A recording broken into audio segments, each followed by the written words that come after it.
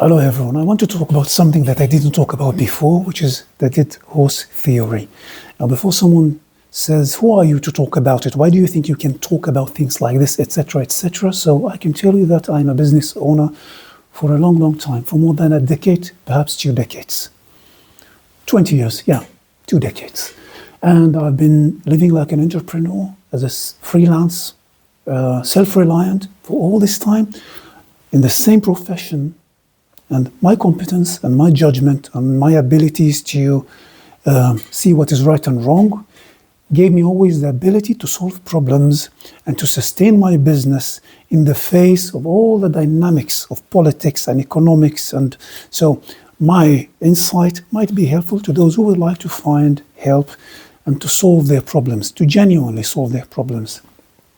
Now, as you might know, the dead horse theory is an idea that someone is riding on a dead horse and, of course, the horse is dead, so it cannot advance, it cannot run. Instead of just replacing the horse, they find other solutions. They think it's solutions, but they try, for example, to buy a stronger whip. They change the rider of the horse. They feed the horse a little bit more. That he doesn't eat, of course, but they bring him more food. Anyway, all the solutions that are supposed, from their point of view, to solve the problem, they cannot solve the problem, because this problem has nothing to do with all those things. It has to do with the fact that the horse is already dead. And many people don't want to talk about it, because they will be held accountable. Me, as a private business, if I make a mistake, I pay the price of that mistake. All the successes and failures that result out of my judgment, I pay the price of success and failure. It's not like bureaucrats who make mistakes, yet the citizen pays the price. It's not like kind of politicians make mistakes, the citizen pays the price. An employee makes a mistake, the employer pays the price. Not like this. I pay the price. I am the entrepreneur.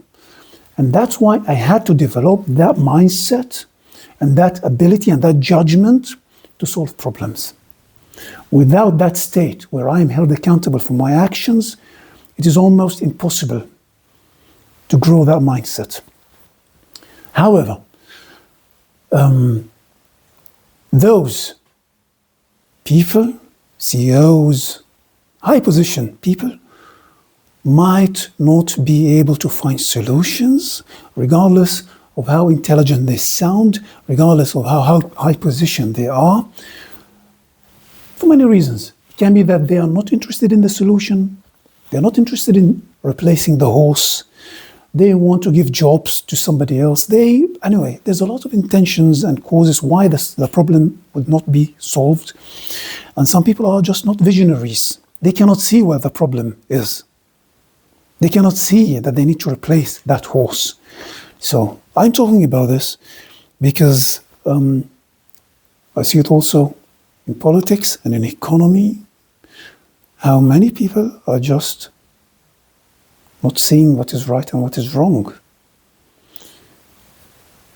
Economic collapse is the result of so many individuals making wrong choices, not detecting where the core problem is, and just wrapping the truth with definitions and with words. You cannot solve problems like that. And now, of course, I'm talking about economy, but also in private lives. In any interaction, there is the core problem. If one doesn't detect it, if one doesn't acknowledge it, this problem will never be solved. You might try to find half solutions or like kind of not real solutions, but the problem will not be solved. If you are one of the manipulative people who are interested in keeping the problem running, I'm not talking to you. If you are one of those who are interested in solving the problem, then a new approach has to start. Anyway, I hope my message could reach out. Thank you everyone for staying with me. I'm Shredy Jabarin. Ciao.